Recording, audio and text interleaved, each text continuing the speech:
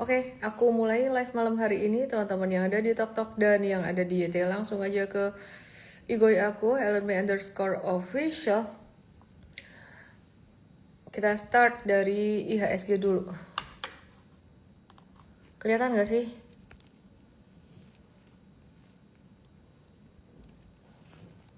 Kelihatan nggak kalian? Miring. Masih miring. Kelihatan ya? Oke, yuk kita mulai ya. Start dari IHSG dulu. Oke, IHSG-nya hari ini bentuknya kayak gini, candle-nya. Ini kira-kira besok bakalan gimana? Jadi dari kemarin IHSG naik itu sebenarnya asing masih net sell, dan per hari ini 11 Juni itu asing juga net sell. Kemarin asing net sell-nya 2,93 triliun. Kemarin net sell-nya gede ya. Jadi selama beberapa hari terakhir ini kalau bukan dari domestik yang masuk, bukan dari DPR yang menginstruksikan untuk buyback saham gitu ya, ini mungkin masih turun sampai 3 hari ini gitu. Jadi investor asing masih keluar, kemarin keluarnya gede 2,92 triliun, dan per hari ini masih net sell. Kalau kemarin saham Big Banks yang dijual ada BRI net sell 571 miliar dengan total transaksi 2 triliun. Hari ini BBRI juga masih menempati net sell pertama, paling banyak 200, net sell-nya 203 miliar dengan total transaksi di pasar reguler 1,33 triliun. Nah, terus BBCA hari ini transaksinya 3,12 triliun dan masih hijau 3% sesuai dengan perkiraan kita kemarin ya, perkiraan saya kemarin ya. Nah, kemarin BCA 4 triliun, hari ini BCA 2 triliun, volumenya udah mulai mengecil. Jadi kalau misalkan besok naik lagi, naiknya sudah mulai terbatas. Jadi sudah sangat terbatas sekali gitu. Buat kalian yang trading udah mulai siap-siap untuk profit taking. Dan kalau sampai ada koreksi itu bukan karena demo gitu ya. Jadi tentang demo nanti saya juga akan bahas teman-teman semuanya. Tapi aku mau bahas market secara keseluruhan dulu aja.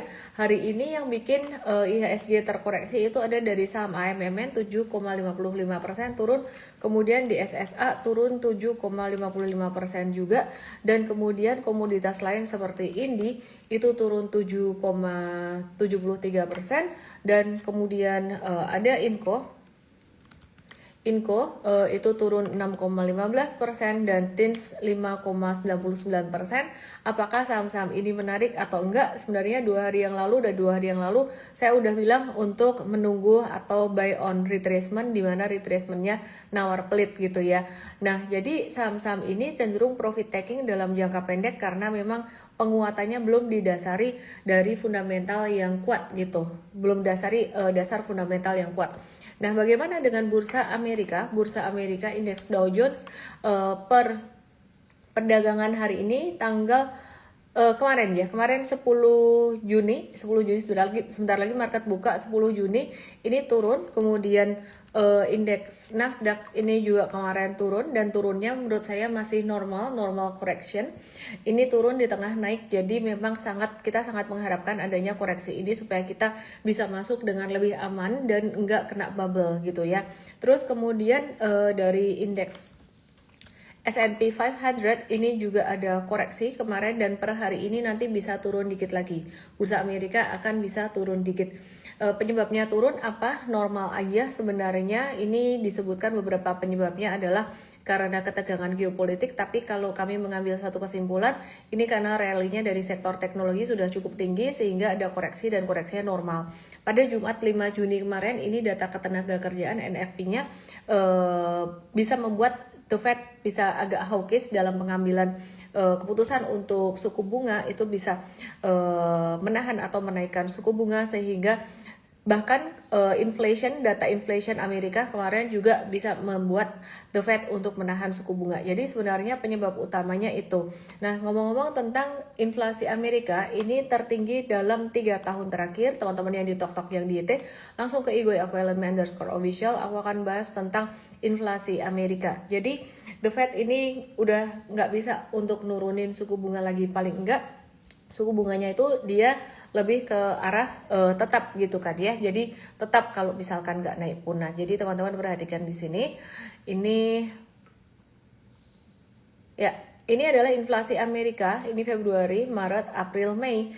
Di Februari, Maret, April, Mei ini kelihatan banget inflasinya naik tinggi. Nah, kenapa? Ini sebenarnya karena perang. Karena Selat Hormuz ditutup, harga barang-barang jadi naik, jadi mahal. Meskipun Amerika sebenarnya juga mereka eksportir minyak, salah satu eksportir minyak terbesar di dunia, tapi tidak bisa terhindar dari inflasi juga gitu ya, karena mengikuti harga minyak global gitu. Nah, terus inflasi Amerika di Mei 2026 itu naik dari 3,8 jadi 4,2% sesuai dengan perkiraan, dan ini menjadikan inflasi ini tertinggi dalam 3 tahun terakhir. Penyebabnya ya seperti yang saya sudah bilang tadi ya, karena harga minyak naik dan meskipun Amerika eksportir minyak itu membuat harga barang-barangnya juga naik juga. Impactnya bagaimana? Impactnya kenaikan inflasi ini bisa membuat The Fed menahan suku bunga tinggi lebih lama, bahkan suku bunga tuh bisa naik, dan kalau seperti itu dampaknya maka pasar saham cenderung akan bisa turun gitu ya. Jadi kemarin Indonesia juga sempat menaikkan suku bunga. Kalau kemarin Indonesia naikin suku bunga itu lebih karena emergency, karena rupiahnya sudah sangat melemah sekali, dan impactnya rupiah sedikit menguat sampai ke level 17.955, dan perkiraan saya masih akan bisa menguat lagi sampai 17.834 jika semua berjalan dengan baik, di mana Bank Indonesia juga menaikkan imbal hasil dari SRBI. Nah, tapi kalau imbal hasil dari SRBI-nya nggak bisa apa yang dilakukan oleh Bank Indonesia ternyata tidak bisa mendorong ini lebih naik lebih tinggi lagi, rupiah menguat dengan lebih baik lagi, maka ya nanti jadinya bisa breakout sampai ke 18.200 lagi. Tapi perkiraan gambarnya bakalan kayak gini. Saya memperkirakan akan membaik dulu gitu ya, sebelum akhirnya naik lagi dengan support sekitaran 17.700 atau 17.800-an gitu. Nah, terus Donald Trump sendiri memberikan respons yang cukup unik ya dengan inflasi, mungkin karena dia sebenarnya gimana ya, dia gengsi lah ya, dia gengsi gitu.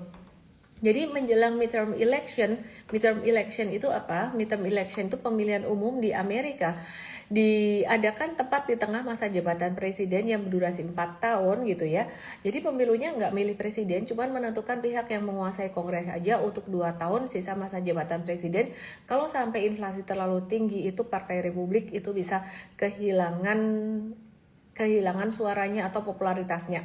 Seperti yang saya bilang kemarin bahwa Trump mau perang ini berhenti segera karena biayanya sudah terlalu besar, dan dia mau menghentikan perang juga antara Israel dan juga Lebanon, bukan karena dia pro Iran, tapi lebih memikirkan kepentingannya diri sendiri gitu.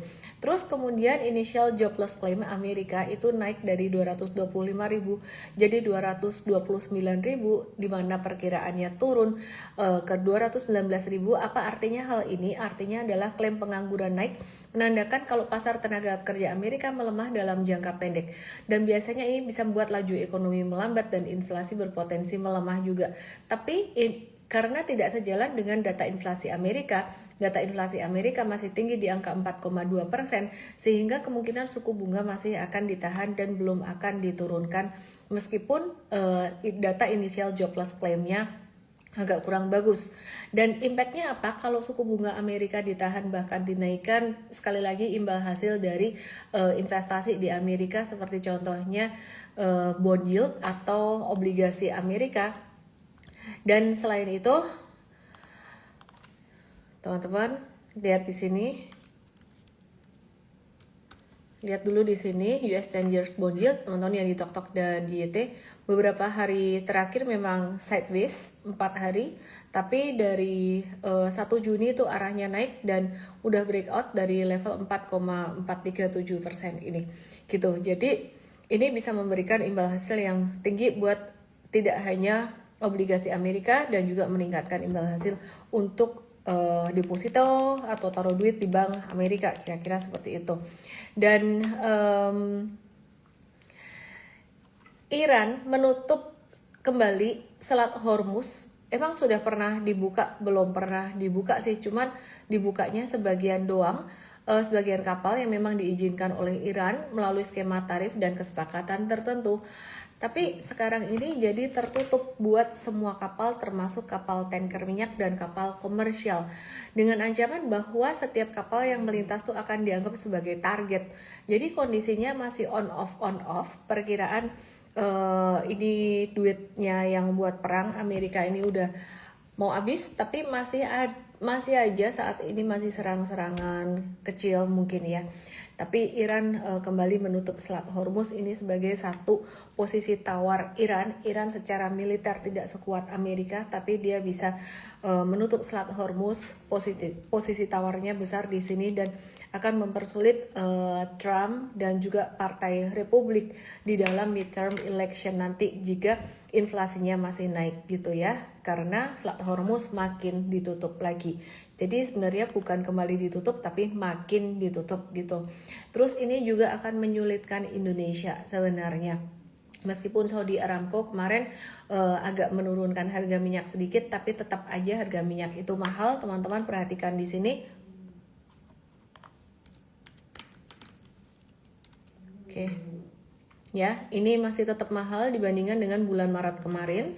Dan juga itu tadi Brent crude oil, ini WTI crude oil sama masih lebih tinggi daripada bulan Maret kemarin. Jadi ini masih menjadi satu tantangan buat Indonesia yang sedang dalam usaha atau perjuangannya untuk menjaga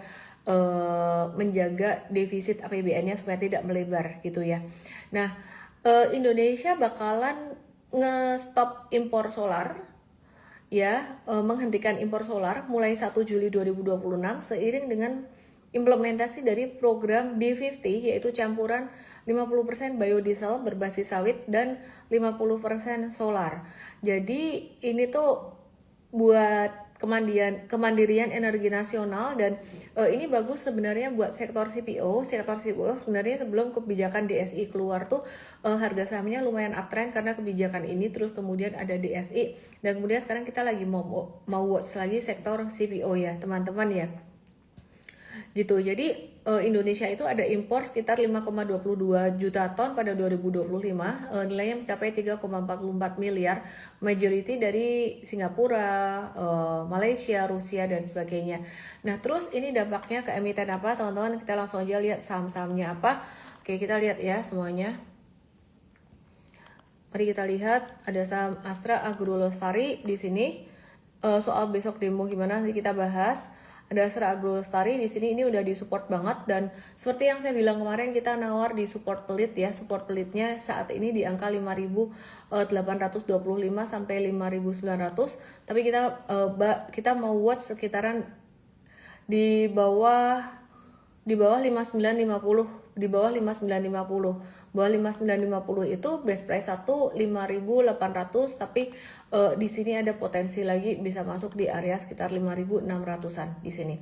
Oke, terus kemudian selain AALI gerakannya biasanya agak lambat. Kita lebih suka LSIP ini kita tunggu di area 1100 tuh area yang sangat murah sekali, bahkan sekarang tuh sebenarnya juga masih murah untuk AALI sekitaran level 1150 gitu. Jadi 1125 sampai 1100 itu area base price-nya. Jadi kita menunggu di area sini gitu ya.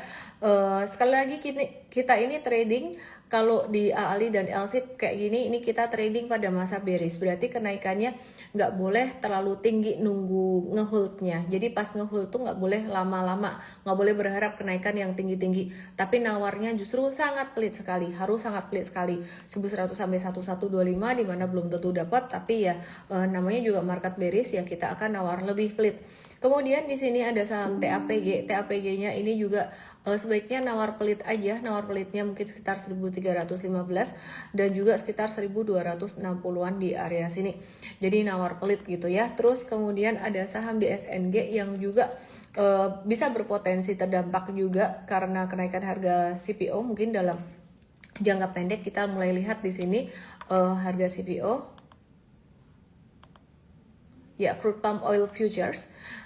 Ini udah mulai naik dari bulan Maret kemarin dan kemudian sideways aja.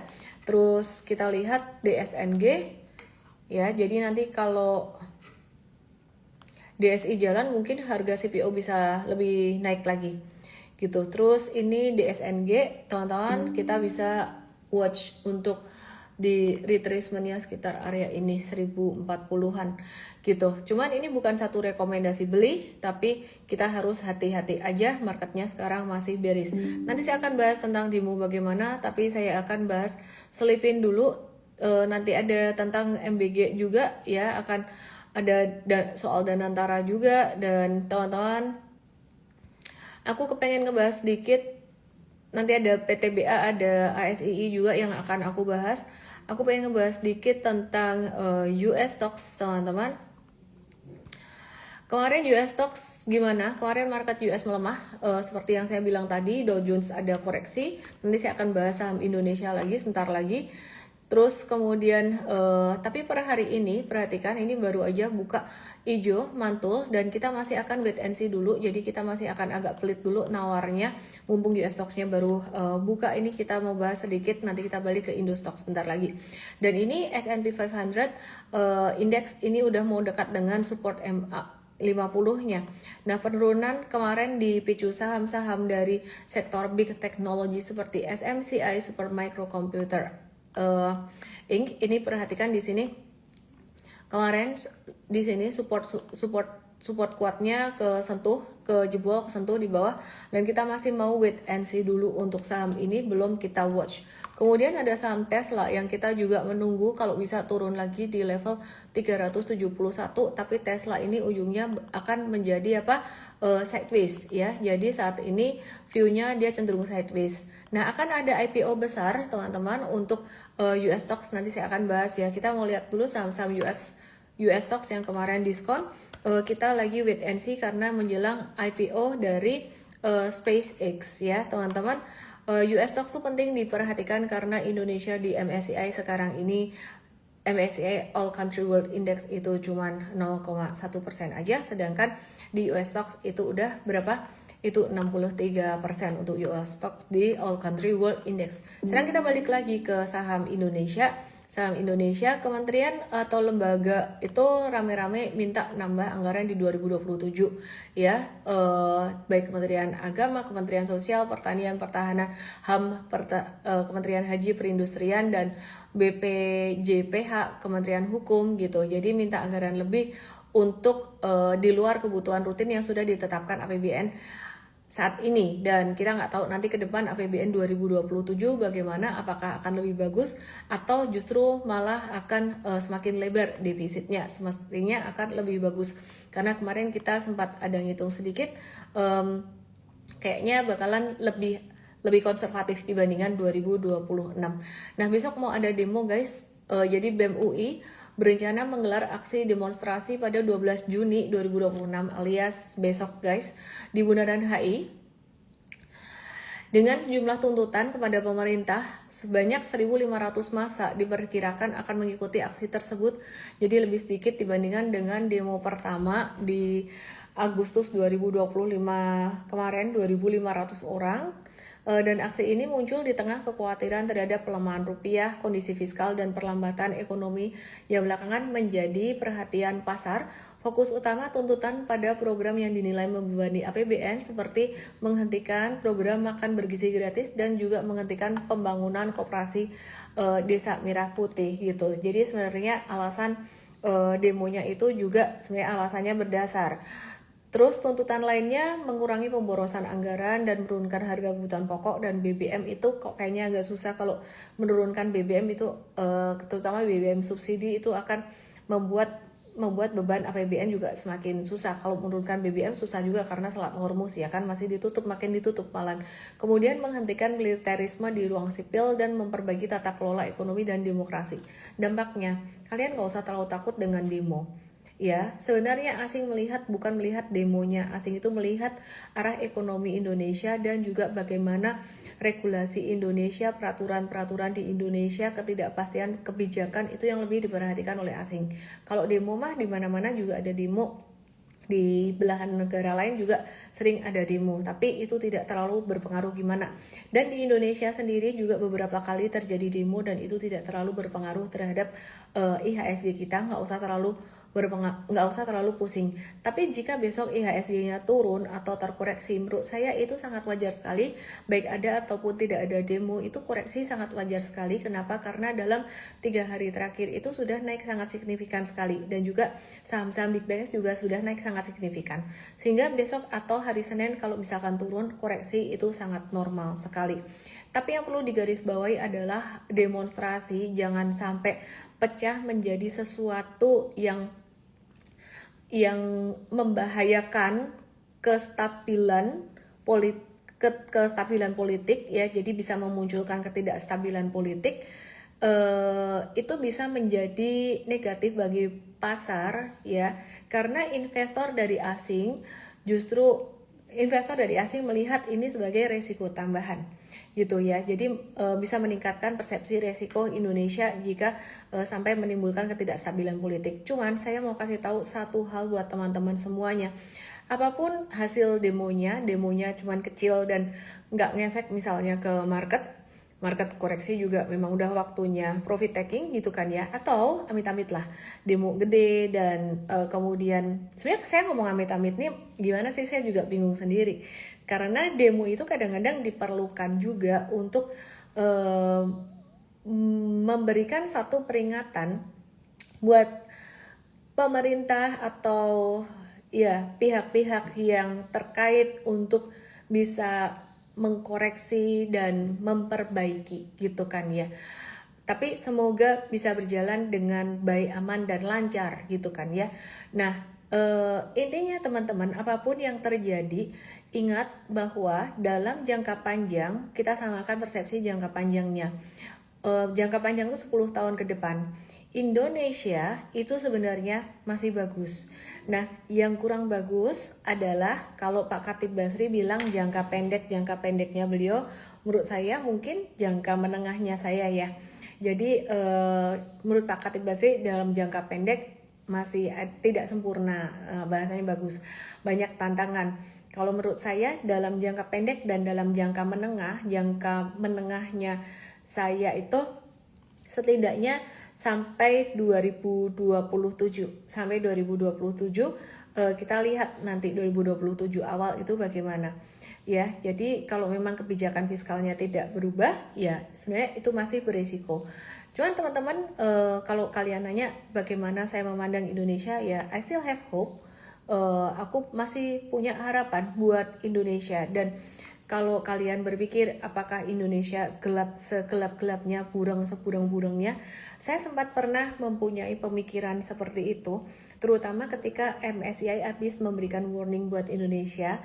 Dan ini bukan cuman masalah saham saja, tapi saya juga melihat bagaimana prospek ekonomi Indonesia dari fiskal, APBN dan berbagai kebijakan yang muncul. Saya sempat pernah berpikir gelap segelap-gelapnya, buram seburang-burangnya. Tapi setelah saya mengambil waktu jeda untuk berpikir dan ketika saya melihat ini tuh sebenarnya Indonesia tuh masih punya 1-2 hal yang menjadi dasar kekuatannya Indonesia. Satu, jumlah masyarakat Indonesia sendiri.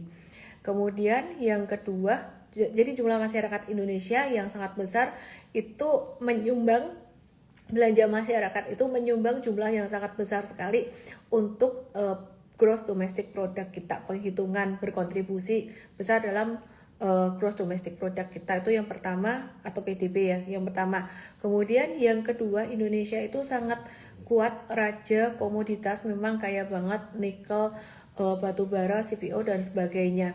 Kalau sektor komoditas ini dalam jangka pendek sedang diatur dan mungkin terjadi satu kontraksi dalam permintaan atau demand, seperti contohnya China yang menunda impor batu bara atau menunda impor nikel dan mengalihkan impornya, mereka impor dari Mongolia untuk batu bara dan juga impor nikel lebih dari Afrika. Itu menurut saya itu sifatnya sementara, temporer. Karena kenapa? Karena Karena sebenarnya ya sumber daya alamnya sendiri itu masih ada di Indonesia, terlepas dari peraturannya seperti apa. Nah, peraturan ya peraturan tuh barangkali melaksanakan DSI atau kebijakan ekspor satu pintu oleh Danantara Sumber Daya Indonesia mungkin di awal-awal masih belum efisien, tapi kita nggak tahu ke depan jalannya bagaimana, apakah bisa diefisienkan justru baik buat Indonesia. Ya, kalau memang bisa berjalan dengan baik, itu akan bisa menjadi game changer buat Indonesia. Tapi kan sekarang masih jadi pertanyaan. Di awal-awal ini semua masih pada wait and see, gitu. Tapi kalau tidak efisien, yaitu justru malah menjadi bumerang buat Indonesia. Jadi pada masa penantian wait and see seperti ini, banyak ketidakpastian asing keluar dan itu masih sangat wajar. Sambil nunggu S&P bagaimana ke Indonesia nanti. Intinya saya cuma mau menyampaikan bahwa Indonesia nggak segelap atau nggak seburang-burang yang kita sempat pikirkan sebelumnya gitu. Jadi untuk dalam jangka panjang tuh untuk up to 10 tahun ke depan, teman-teman masih punya harapan. Gitu, 10 tahun itu cepat teman-teman gitu ya. Jadi kenapa nggak 5 tahun? Karena saya nggak tahu 5 tahun nanti kebijakan bagaimana gitu kan ya. Jadi saya ambil panjang aja 10 tahun gitu. Oke ya, 10 tahun nanti presidennya siapa kita nggak tahu gitu. Kalau 5 tahun presidennya gimana? Saya nggak tahu juga, mungkin presiden yang sama dengan kebijakan yang berbeda, bisa juga. Atau kebijakan atau presiden berbeda, udah pasti kebijakannya berbeda gitu kan. Nah, terus kemudian sementara sekarang masih harus berhati-hati gitu ya teman-teman semuanya. MBG itu kabarnya ada bisa dikurangi. Pemerintah lagi, ini baru wacana, ngomong-ngomong belum benar-benar dikurangi ya. Jadi APBN 2026 untuk MBG itu dari 335 triliun akan dikurangi menjadi 268 triliun. 335 kurangi 268. Ini kan angka yang kemarin ya, 67 triliun seperti yang pernah disebutkan oleh Pak Purbaya, dan waktu itu kalau nggak salah Pak Dadan ada bilang itu kan angka cadangan, dana cadangan. Jadi cadangan itu ya memang cadangan segitu gitu, bukan dikurangin. Waktu itu kalau nggak salah ada ngomong gitu. Tapi ini Pak Mensesnek kembali mengatakan bahwa pemerintah membuka peluang untuk pengurangan anggaran lebih lanjut gitu.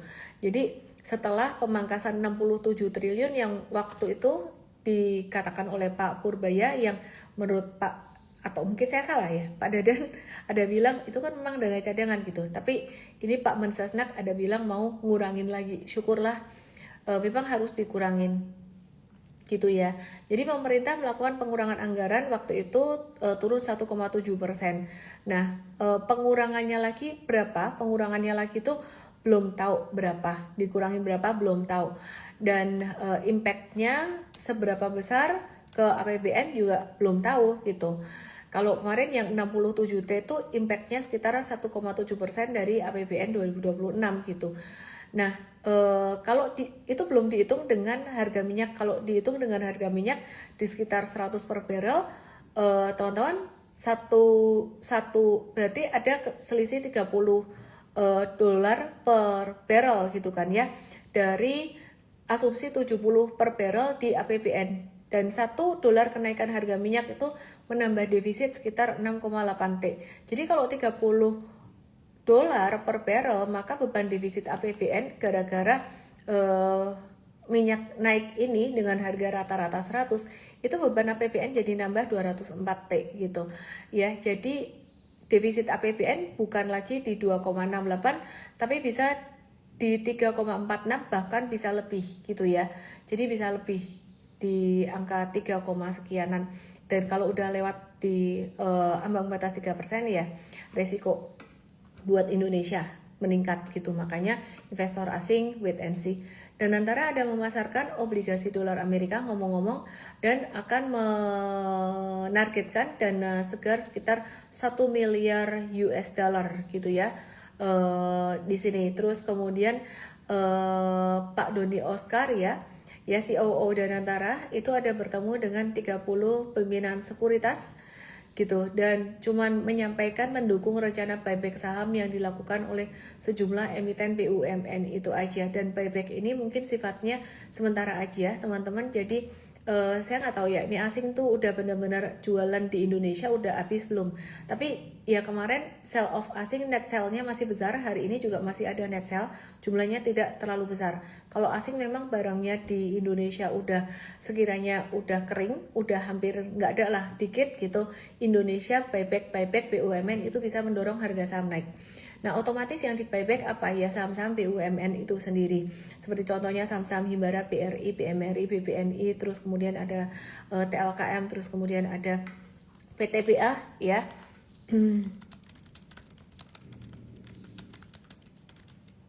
Oke, terus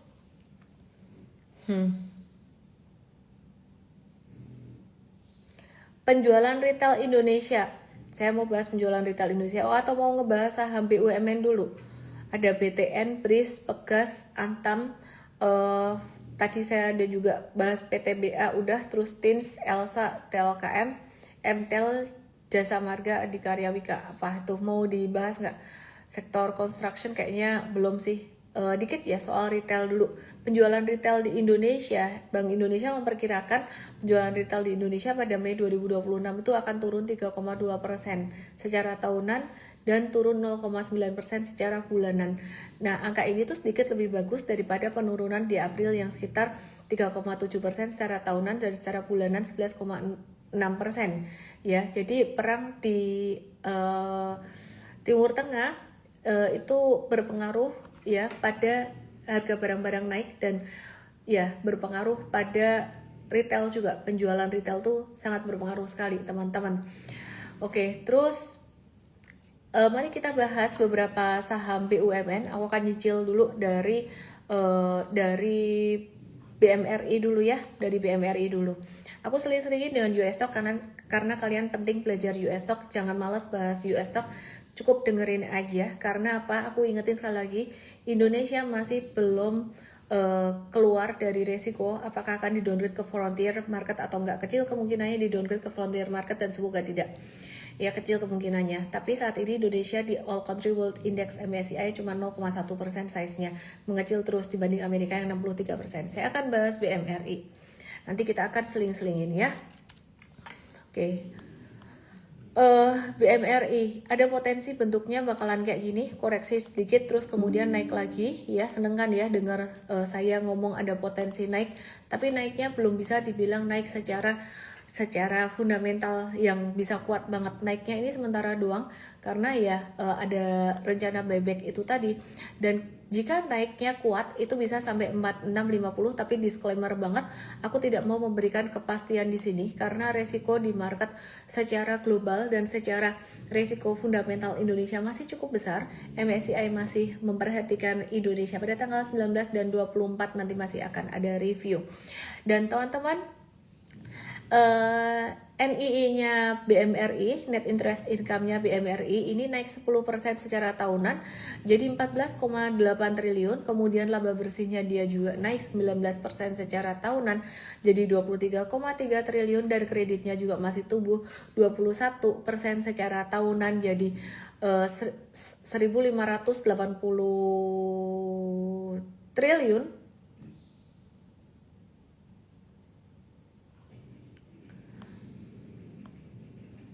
Dengar suara ngorok nggak? Kemudian dana pihak ketiganya naik 22% ya. Dana pihak ketiganya itu naik 22%. Sebentar ya.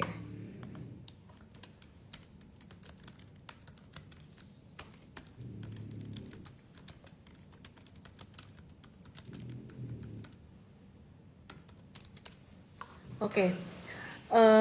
Terus bagaimana dengan kualitas kesehatan bank ya?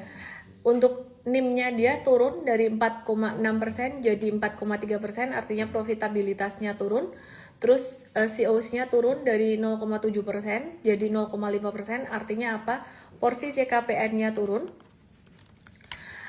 Jadi indikasinya kualitas kreditnya membaik, kemudian loan to deposit ratio juga turun dari 93,1% jadi 92,1%, artinya likuiditas bank lebih longgar dan artinya itu lebih bagus ya kalau BCA di angka 70-an berapa sekian gitu. Ya, jadi likuiditasnya lebih longgar lagi BCA gitu ya. Terus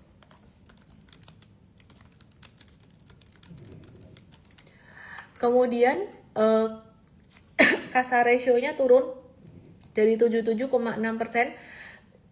jadi 71,2% atau lebih dari 50%, artinya punya porsi dana murah yang tinggi sehingga operasional bank juga bisa lebih efisien.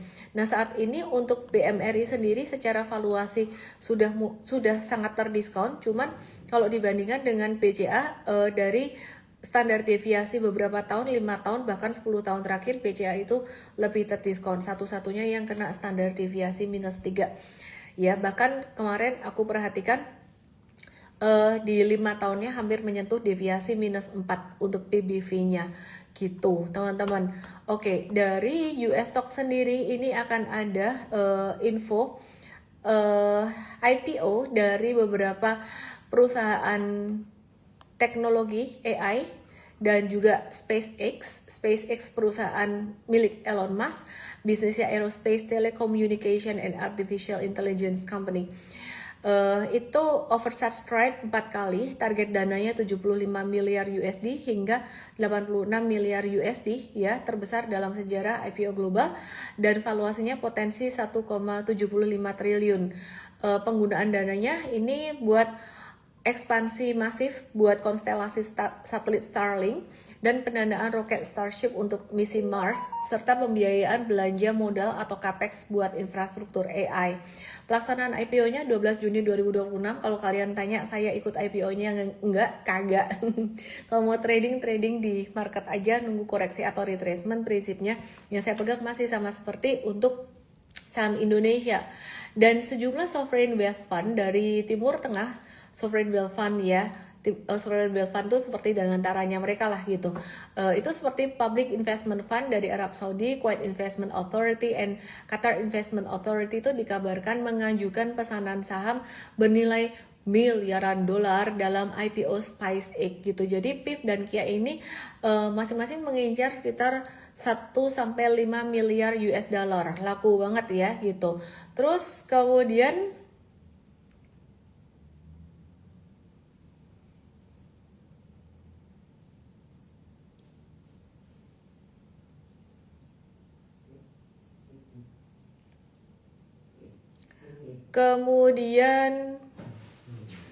impactnya lumayan gede dan ini membuat kita juga harus nawar agak pelit buat saham Amerika ya.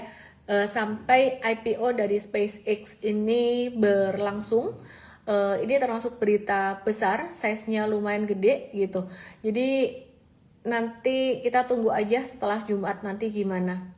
Bahkan sampai senator Amerika Elizabeth Warren itu meminta SEC buat SEC itu OJK-nya sana buat nunda IPO SpaceX pada 12 Juni nanti karena menilai valuasi SpaceX itu yang bernilai mencapai, bayangin, 1,77 triliun US dollar. Dan besarnya pengaruh Elon Musk menimbulkan resiko fluktuasi yang bisa ditinjau lebih lanjut gitu. Warren juga menilai khawatir akan perubahan aturan indeks saham bisa membuat investor reksadana dan indeks itu otomatis punya exposure ke SpaceX gitu. Jadi peluang IPO ditunda itu memang kecil sebenarnya karena regulator Amerika saat ini cenderung mendukung lebih banyak perusahaan buat melantai di bursa. Dan nanti ada Anthropic juga dan OpenAI, kalian yang sering pakai ChatGPT itu dia mau melantai di bursa, kita bahas nanti. Kita ke Indostocks lagi, kita akan bahas buat saham big banks yang termasuk BUMN juga pastinya ya. Kan tadi kita bilang BUMN mau buyback. BBRI ini view-nya bakalan bagaimana? BBRI kira-kira gambarnya bakalan begini. Kalau ada koreksi mungkin, kalau ada penguatan mungkin bisa sampai ke 3310, tapi ini udah view yang sangat optimis sekali. Jadi belum tentu terjadi. Bisa jadi dia malah turun ya kalau misalkan kalah kuat dengan asing yang jualan. Jadi ini belum tentu ya seperti ini ya. Tapi sekali lagi kita mau lihat apakah asing ini udah keringkan, karena kemarin pada narasinya sel Indonesia barangkali posisi mereka udah nol atau hampir nol, jadi malah asingnya udah dikit, jadi mungkin malah domestic institution yang bisa bergerak di sini dan bisa membuat harga naik. Tapi aku disclaimer banget, nggak mau kasih harapan terlalu tinggi buat kalian, tetap money managementnya tetap dijaga, oke? Kemudian BBNI, teman-teman ya, BBNI di sini ini bakalan bisa seperti apa ya, bakalan bisa seperti ini bentuknya V-shape recovery pattern. Dan kalau misalkan BBNI naik itu bisa ke angka 3980 atau 4000, itu adalah proyeksi yang terbaik jika ada buyback. Tapi bisa jadi jika ada berita negatif seperti contohnya misalnya S&P downgrade Indonesia rating atau apa, ini bisa turun lagi gitu ya. Jadi bisa turun lagi ke sini, bahkan bisa ke level 3000 lagi. Sekali lagi kita akan wait and see dulu teman-teman semuanya. Dan nanti saya akan bahas untuk saham-saham sektor saham-saham BUMN lain seperti contohnya TLKM, Pegas, Antam, PTB Atins, dan juga BRIS. Saya mau bahas dulu tentang IPO dari US Stocks. Ini ada IPO OpenAI dan juga IPO Anthropic. Nah, jadi untuk OpenAI sendiri, atau kalian bisa pakai ChatGPT ya, bisnisnya Artificial Intelligence Company AI, pengembang GPT-4o, ChatGPT, Sora, dan jaringan iklan AI digital. Target dananya sih belum dirilis resmi dan masih dalam draft rahasianya SEC atau OJK-nya mereka. Itu valuasinya sekitar 852 miliar hingga 1 triliun US dollar.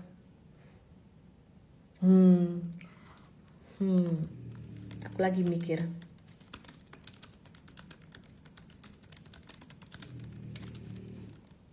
Oke. Saya lagi mikir ya, saya iseng mikir.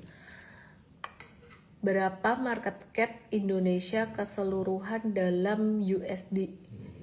Total market cap Indonesia itu sekitar 700 sampai 900 miliar. 700, kalau di April kemarin sekitar 712 miliar tergantung IHSG. Sekarang lebih rendah daripada April. Dengan valuasinya OpenAI atau ChatGPT yang kalian pakai aja itu valuasinya lebih gedean itu. Nanti market cap-nya berapa kita nggak tahu ya. Oke. Market cap OpenAI kita nggak tahu.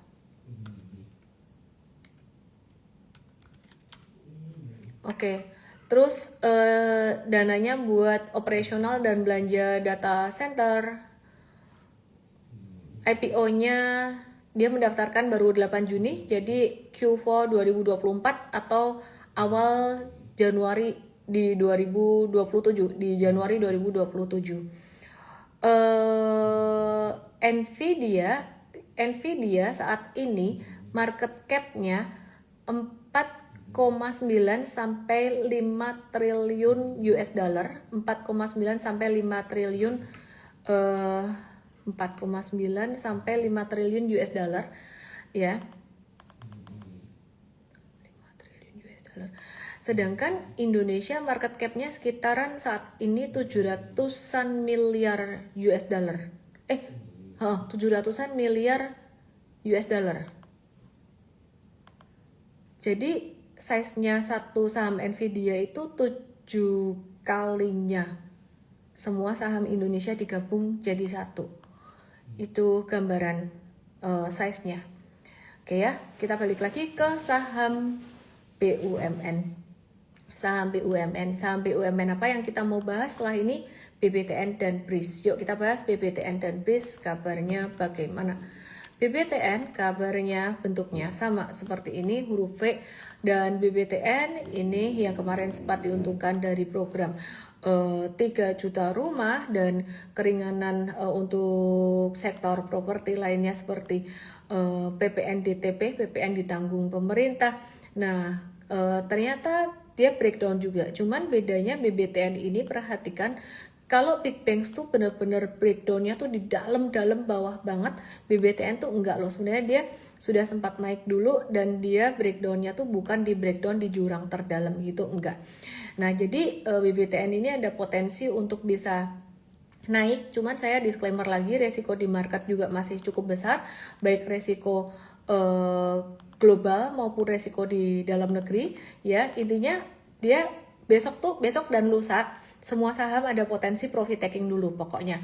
Besok dan lusa tuh berarti Senin ya. Besok tuh Jumat, lusa perdagangan tuh hari Senin, bisa koreksi atau turun dulu. Tapi normal correction, profit taking normal. Tapi kalau BUMN disuruh sama DPR dihimbau buat buyback, ini bisa naik, cuman naiknya masih tarik menarik dengan asing, jadi bisa turun juga gitu. Oke, terus mari kita lihat BRIS, apa kabarnya BRIS Bank Syariah Indonesia.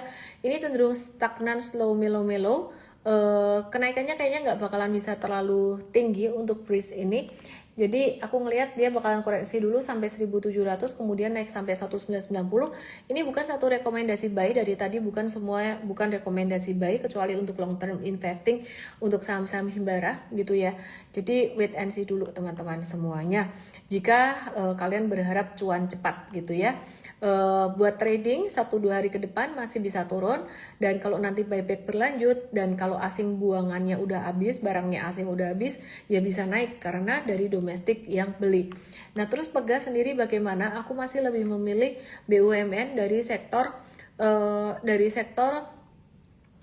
perbankan instead of commodity atau Pegas. Meskipun Pegas ini bentuknya bakalan bisa gini ya, ini naik sedikit koreksi dan bisa naik lagi, mungkin bisa sampai 1755 aja, dan ini sudah skenario yang paling optimis gitu ya jika ada buyback. Tapi saya rasa buybacknya mungkin akan lebih kuat ke sektor perbankan atau Himbara. Jadi ini bukan pilihan utama, dan kalau trading pun harus nawar sepelit-pelit mungkin. Antam demikian pula Antam itu nawar tradingnya tuh di buy on weakness sekitar 2470 sampai 2530, kita akan watch di situ. Jadi bukan sektor pilihan utama dengan kondisi seperti ini. Demikian pula kalau kalian mau beli saham-saham perbankan buat trading pun, saya sarankan juga nawarnya sepelit mungkin gitu ya, jangan dibeli di atas. Intinya 1-2 hari ini masih potensi untuk profit taking gitu. Terus kemudian bagaimana kabarnya dengan saham BUMN yang lain? Untuk PTBA dan TINS kita akan bahas besok. PTBA boleh deh saya bahas sekarang deh. PTBA ini turun karena pada RUPS ya, dia dividen yang dibagikan, dividen payout ratio yang dibagikan ternyata lebih kecil daripada perkiraan, dan PTBA ini berpotensi untuk kembali terkoreksi sampai ke level 2500, and that's a normal correction buat teman-teman yang mau investasi jangka panjang. Terus kemudian teman-teman hari ini tanggal berapa ya? Tanggal 11 ya guys ya. Tanggal 11 ada info apa lagi ya? Oh, ini saham Amerika yang lagi trending banget ya. Saham Amerika lagi trending banget. Marvel, saham Amerika trending banget. Kalian kalau penasaran ikut M-Trade Start US, bisa DM aku Start US. Ini dia masuk S&P 500 ya. Ini uniknya perusahaan ini salah satu pendirinya orang Indonesia gitu. Jadi salah satu pendirinya tuh orang Indonesia, aku lupa namanya siapa tuh. Intinya ada orang Indonesia yang berkontribusi di sini, dan ukurannya market capnya lumayan gede, 230 miliar. Kalau 230 miliar tuh berarti sekitar sepertiganya market cap Indonesia saat ini mungkin ya. Indonesia saat ini mungkin sekitar 700-an ya, hampir sepertiga lah gitu. Dan performa keuangannya juga solid. Nah bisa di watch juga. Oke teman-teman, aku mau buka komennya, mau lihat komen kalian di IG aku @ellenme_official.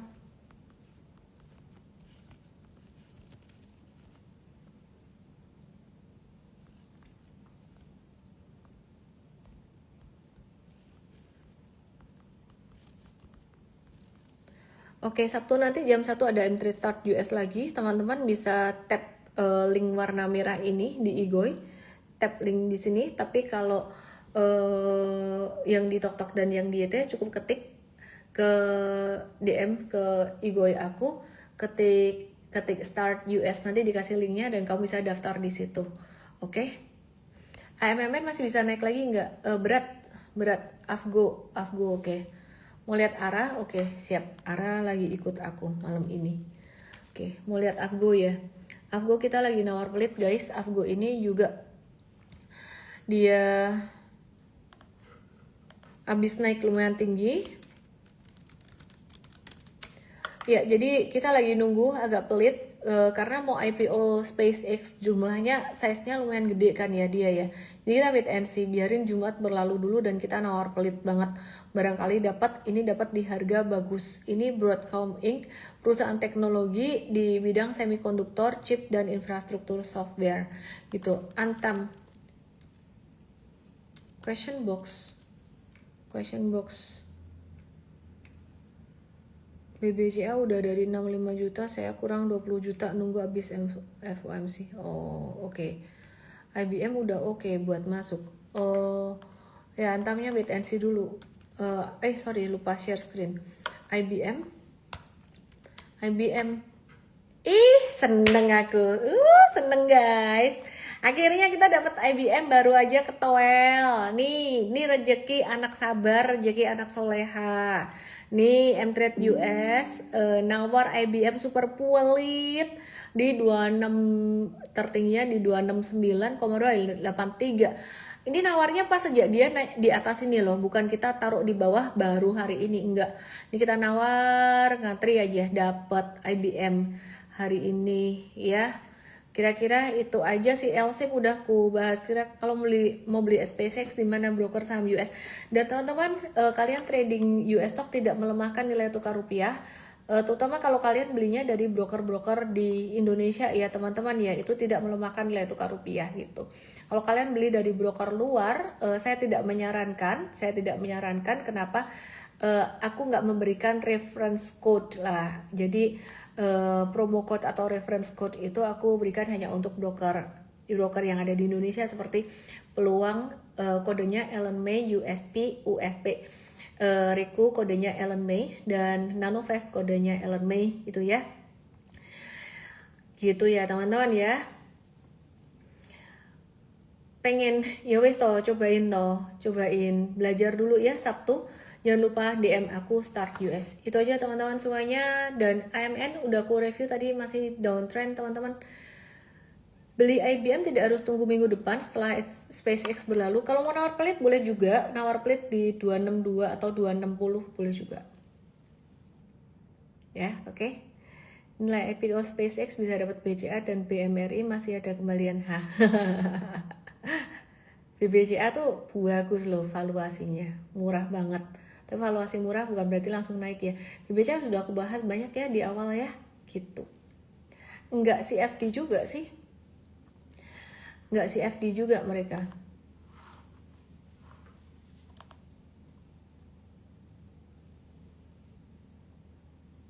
Ini bukan CFD, bukan Contract for Difference, melainkan PLN, penyaluran amanat nasabah ke bursa berjangka luar negeri. Jadi ibaratnya platform lokal itu jadi perantara untuk meneruskan order kamu ke luar negeri. Jadi kepemilikan saham bisa atas nama nasabah langsung.